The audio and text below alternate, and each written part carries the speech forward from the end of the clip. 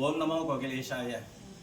எல்லாமல்ல மாதொரு கோகிலேஷ பெருமான் திருவருள் துணையாலே நமது ஆலயத்தில் ஒரு ஐப்பசி மாத தேய்விரை திரையோதசி என்று யமதீபம் ஏற்றுவது நமது ஆலய வழமை. இதற்கு என்ன காரணம் அப்படின்னா, இந்த யமன் என்பவர் என் திசைக்குள்ள பாதுகாவலரில் தென் திசை பாதுகாவலர் இவர். கோகிலேஷ பெருமானால் நியமிக்கப்பட்ட 8 பேரில் தென் திசைக்கான அதிபர் இவர். இவர் யமனுக்கு சூரியனோட குமாரர், தர்மராஜன் அப்படின்னு பேர். இவருக்கு சமவர்த்தி அப்படின்னு ஒரு பேர் உண்டு. சமவர்த்தி அப்படின்னா வேண்டியவன் வேண்டாதவன், நல்லவன் கெட்டவன் அப்படின்ட்டு எதுவுமே பார்க்க மாட்டார். எல்லார்ட்டையும் சமமான திருஷ்டி, சமமான பார்வையை உடையவர் அப்படின்னு இதுக்கு அர்த்தம். இப்போ ஏற்பட்டவர் ஆராதிக்கிறது இப்போ எதுக்காக அப்படின்னா, மகாலய பட்சங்கிறது நம்ம எல்லாருக்கும் தெரிஞ்ச ஒரு விஷயம்.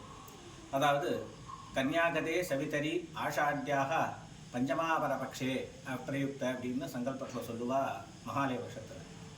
ஆஷாட்யா அதாவது சூரியன் ஆஷாட மாதத்தில் இருக்கக்கூடிய, அதாவது ஆடி மாதத்தில் இருக்கக்கூடிய மாதத்திலிருந்து 5வது தேய்பிரை திதியானது இந்த மகாலய பட்சம் அப்படின்னு சொல்லுவோம். ஏன் இந்த மகாலய பட்சம் அப்படின்னு வந்ததுன்னா, சாதாரணமாக ஒவ்வொரு வருடங்களும் தன் தாய்க்கோ தந்தைக்கோ திவசம் செய்யும் பொழுது அதை உத்தேச பித்திருக்கள் அப்படின்னு சொல்லுவாள். அதாவது யாரை உத்தேசமாக பண்ணுறோமோ அவளை மட்டும் கூப்பிடுவோம். ஆனால் இந்த மகாலய பட்சத்தில் மட்டும் அப்படி கிடையாது. மகா அப்படின்னா பெரிய, ஆலயம்னா கூட்டம், மிக பெருங்கூட்டமாக நம் பித்திருக்கள்லாம் இங்கே வராலாம். எப்படி வரா அப்படிங்கிறதுனா, பித்ருவிய மாதுலாதி அவசிஷ்டானாம் சர்வேஷாம் காருணிக பித்ருனாம் அப்படின்னு சொல்லுவாள். அப்படின்னா என்னென்னா, ஒவ்வொரு வர்க்கத்துலேயும் வர்க்கத்வயம்னா அப்பா, அவருடைய அப்பா, அவருடைய அப்பா, அம்மா, அவர் மாமியார், அவர மாமியார். அடுத்ததாக நமது தாயை பெற்ற தகப்பன், அவரோட தாயை பெற்ற தாய், அவருடைய மாமியார், அதற்கு முன்னாடி உள்ள அவரோட மாமியார், இப்படின்னு வர்க்கத்வய பித்தர்கள் வருவார். இதோட அது மட்டும்தான் மற்ற நாட்களில் நம்ம செய்வோம். ஆனால் இந்த மகாலய பட்சத்தில் மட்டும் எப்படி வருதுன்னா, பித்ருவிய தந்தையின் உடன் பிறந்த சகோதர சகோதரிகள், தாயின் உடன் பிறந்த சகோதர சகோதரிகள் அப்படின்னு காருண்ய பித்தர்கள்னு ஒரு கூட்டமாக அப்படியே நம்ம கிரகத்துக்கு வரலாம். அப்படி வரும்பொழுது அவளை உபசரிக்கணும் அப்படிங்கிறதுக்காக ஸ்ராத்தங்கள்லாம் விதிக்கப்பட்டிருக்கு. பிண்ட ஸ்ராத்தம் சொல்லியிருக்கு விசேஷமாக. பார்வண விதியில் ஸ்ராத்தம் பண்ணுறது விசேஷம்னு சொல்லியிருக்கு. அதுவும் முடியாத பட்சத்தில் சங்கல்ப விதானம், அதுவும் முடியாத பட்சத்தில் தர்ப்பணம், அதுவும் முடியாத பட்சத்தில் உணவுப் பொருள்கள், கொடை, வஸ்திரங்கள்லாம் தானமாக கொடுக்கறது. இப்படியாக நம்ம பித்தர்களை உபசாரம் செய்வோம். இதனால் அந்த பித்தர்களும் அளவற்ற சந்தோஷத்தை அடைகிறாங்க. அப்படி சந்தோஷம் அடைந்த அந்த பித்தர்கள் மகாலய பட்சம் முடிகிறது எப்பன்னா, புரட்டாசி மாதம் அமாவாசை முடிந்த மறுநாள் பிரதமி திதியோட அந்த மகாலய பட்சங்கிறது முடிவடையும். அப்படி முடிவடைஞ்சதும் அந்த பித்தர்கள்லாம் பித்ருலோகத்துக்கு போகிறாளான்னா போகலை. அவள் எப்படி போகிறா, எப்போ போகிறான்னா, ஐப்பசி மாதம் வரக்கூடிய தேய்பிரை திரையோதசி என்ற மாலை தான் அவள் நம்ம கிரகத்தை விட்டு பிதர்லோகத்துக்கு போகிறான். ஏன் இவ்வளோ நாள் இருக்கான்னா, அந்த பித்தர்கள்லாம் என்ன பண்ணுவான்னா, இந்த பூமியில் நம் சந்ததிகள்லாம் நம்ம எப்படி வழிகாட்டி கொடுத்தோமோ அந்த முறையில் வழிபட அந்த கிரகத்தை நடத்தின்னு இருக்காளா, அதன்படி நடக்கிறாளா, அவள் சதாச்சார முறையில் நடந்துன்னு இருக்காளா, தர்ம விஷயத்தை கடைபிடிச்சுட்டு இருக்காளா அப்படின்னு பார்த்துட்டு இருக்காளாம். ஏன் காரணம் என்னென்னா, பித்தர்கள்லாம் நம் முன்னோர்கள்லாம் நமக்கு நிறைய விதமான உபதேசங்கள் எல்லாம் செய்வாள், நிறைய வழிகாட்டுதலை செய்வாள். ஆனால் எல்லாருமே அதை சரியான முறையில் புரிஞ்சுக்கிறாளான்னா அதை புரிஞ்சுக்கிறது இல்லை. அதை நாம் சொன்னது ஒன்று, நாம் புரிஞ்சுன்றது ஒன்று அப்படிங்கிற முறையில் இப்போ நடந்துட்டுருக்கோம்.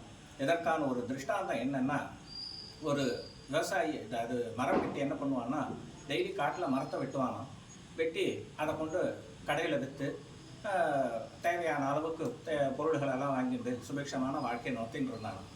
ஒவ்வொரு நாள் காட்டில் மரத்தை வெட்டுறதுக்கு போகும்பொழுது ஒரு 2 கால்கள் மட்டும் இல்லாமல் 2 கால்கள் மட்டும் இருக்கக்கூடிய நரியை பார்த்தாங்க. ஆகா, இந்த நரி எப்படி கஷ்டப்படணும், இது எப்படி சாப்பிடும், இதால் வேட்டையாடக்கூட முடியாது, இது எப்படி சாப்பிடணும், அது மேலே ஒரு வருத்தம். அப்போ ஒரு சிங்கம் என்ன பண்ணியிருந்தான், மானை கொடூரமாக வேட்டையாடி கொண்டு வந்திருக்கான்.